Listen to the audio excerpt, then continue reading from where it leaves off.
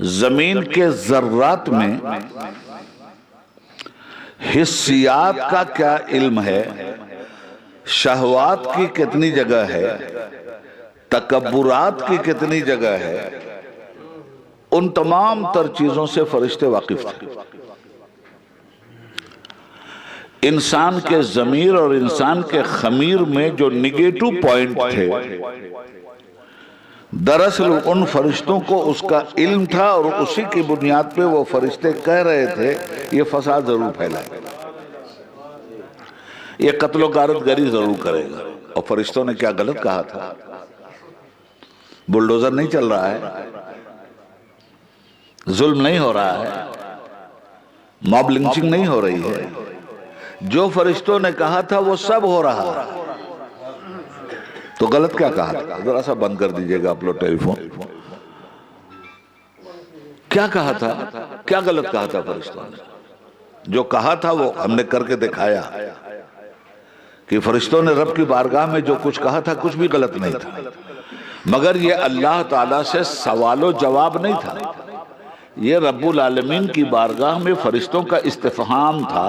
وہ سمجھنا چاہتے تھے، جاننا چاہتے تھے ان قاتلوں کو، ان ظالموں کو، ان فسادیوں کو اتنا اونچا مرتبہ دیا جا رہا ہے کہ لقد خلقنا الانسان فی احسن تقویم کہا جا رہا ہے، مگر انی اعلم ما لا تعلمون، فرشتے یہ نہیں جانتے تھے کہ جب انسانیت کے محور سے انسان گر جائے گا تو اللہ نے صرف اتنا ہی نہیں کہا ہے کہ لقد خلقنا الانسان فی احسن تقویم، آگے کہا ہے ثم رددناہ اسفل سافلین، اگر یہ خلافت کا تاج اتار کے پھینکے گا تو ہم بھی اس کو ذلت کے غار میں ڈال دیں گے۔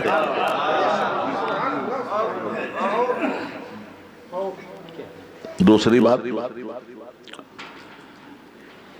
انی اعلم ما لا تعلمون، میں جو جانتا ہوں تم نہیں جانتے۔ فرشتوں کے سامنے تصویر کا ایک ہی رخ تھا، اور وہ جو میں جانتا ہوں تم نہیں جانتے ہو، تصویر کا یہ دوسرا رخ فرشتوں کے علم سے باہر تھا، یہ علم الہی میں تھا۔ گویا کہا یہ جا رہا ہے فرشتوں، تم نمرود کا چہرہ دیکھ کر یہ باتیں کہہ رہے ہو، باتیں صحیح ہیں، مگر انی اعلم ما لا تعلمون، ابھی میرا ابراہیم حجاب عظمت میں ہے، جس دن ابراہیم سامنے آ جائے گا یہ بات تم نہیں کہو گا۔ فرشتوں، تصویر کا ایک رخ تمہارے سامنے ہے، وہ فرعون ہے، فرعونیت ہے، ظلم ہے، تکبر ہے، مگر جس دن میرا موسیٰ ظاہر ہو جائے گا اس دن تم یہ نہیں کہو گے۔ جس دن میرا حسین نظر آئے گا اس دن تمہیں اسلام کی، انسان کی، آدمی کی عظمت کا پتہ چلے گا۔ تم نے ابھی صرف یزید کا ایک رخا چہرہ دیکھا ہے، بدنما چہرہ دیکھا ہے، حسین کا حسین چہرہ ابھی تمہاری نگاہ کے سامنے نہیں آیا ہے، وہ بھی آئے گا، اور ہم تمہیں بتائیں گے، اور بتایا۔ اور اسی کے مقابلے میں فوراً، چونکہ اس استفہام کا بھی جواب دینا ضروری تھا، یہ مولوی لوگوں کے ہاں باتیں نہیں ملیں گی، یہ صوفیاء کرام کے ہاں باتیں ملیں گی، جو مولوی پلس صوفی بھی۔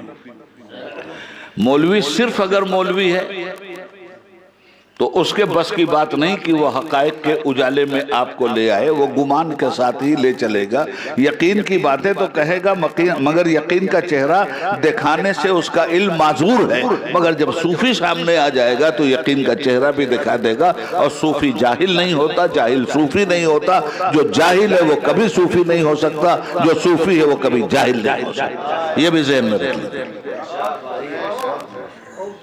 اور پھر علم کی دو قسمیں،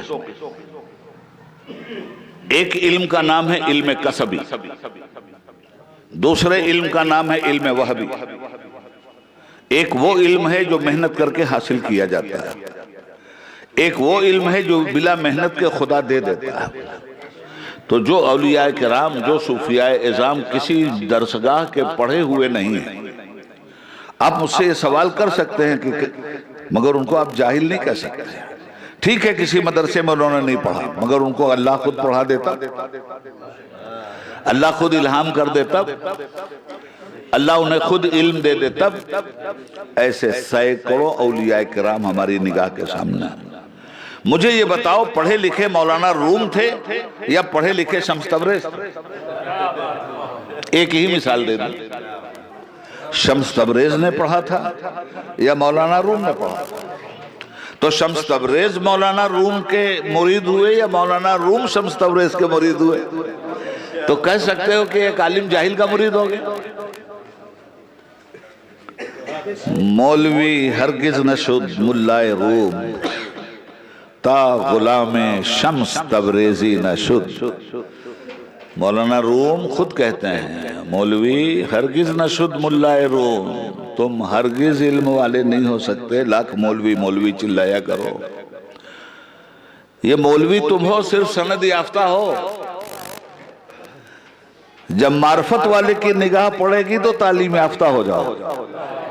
اور یہیں سے عقدہ کھلا کہ سند یافتہ ہونا اور بات ہے، تعلیم یافتہ ہونا اور بات ہے، یہ قابل غور بات ہے۔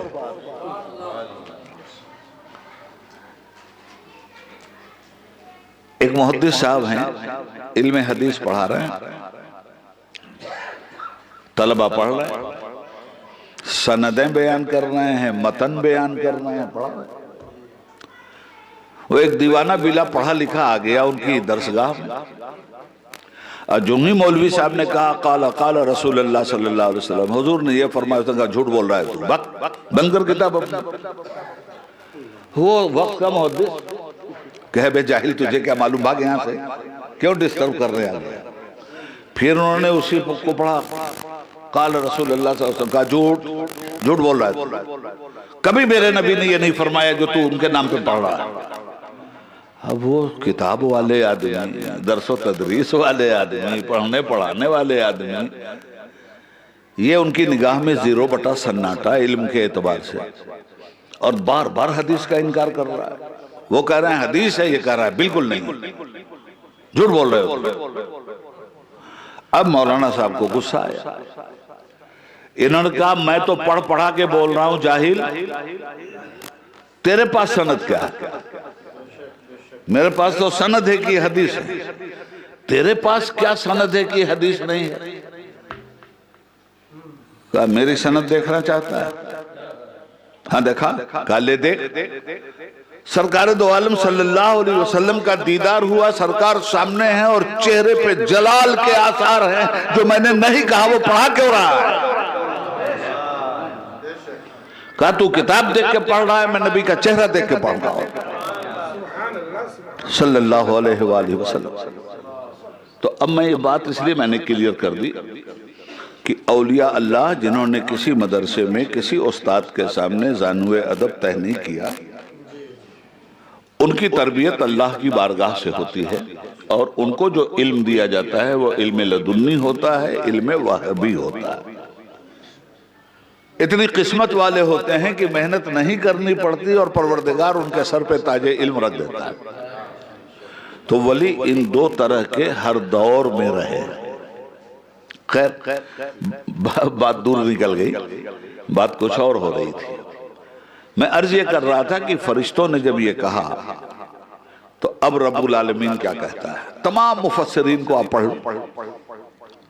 سارے مفسرین نے یہی لکھا ہے کہ انی عالم ما لا تعلمون، اللہ نے کہا جو میں جانتا ہوں تم نہیں جانتے، اور اس کے بعد امتحان لے لیا۔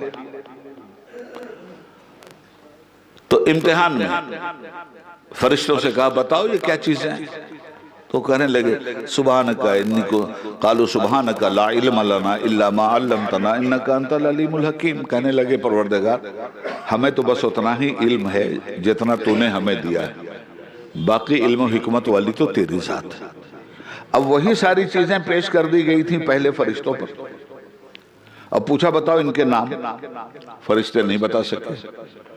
نہ بتانا علم نہ ہونے کی دلیل ہے، بتا دینا علم ہونے کی دلیل ہے نا۔ اب اس کے بعد وہی چیزیں آدم علیہ السلام کے سامنے پیش کیا، وَعَلَّمَ آدَمَ الْأَسْمَاءَ كُلَّهَا، چونکہ ساری چیزوں کا علم، نام بھی بتا دیا گیا تھا، تاثیر اور کام بھی بتا دیا گیا تھا۔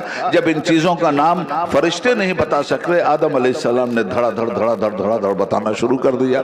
اب جب ایک صاحب علم دوسرے کم علم کے مقابلے میں اپنے علمی جلال کا نظارہ کرواتا ہے تو پھر اس کے مقابلے میں جو کم علم ہوتا ہے وہ اطاعت کا سر جھکا لیتا ہے، وہ شاگردی اختیار کر لیتا ہے، وہ اس سے کسب علم حاصل کرتا ہے، استفادہ حاصل کرتا ہے۔ نتیجہ یہ ہوا کہ جب فرشتے اعتراف اعجاز علم کے لیے آدم علیہ السلام کے تیار ہو گئے تو فرمایا وَإِذْ قُلْنَا لِلْمَلَائِكَةِ اسْجُدُوا لِآدَمَ فَسَجَدُوا إِلَّا إِبْلِيسَ، اب میرے آدم کا احترام کرو، رسپیکٹ کرو، اس کا سجدہ کرو۔ یہ ساری باتیں آپ نے سنی۔ یہاں میں جو بات کہہ کے اپنی بات ختم کرنا چاہتا ہوں، اس لیے کہ مجھے ابھی احمد آباد جانا ہے، سیدھے بنارس سے فلائٹ لینی ہے، اور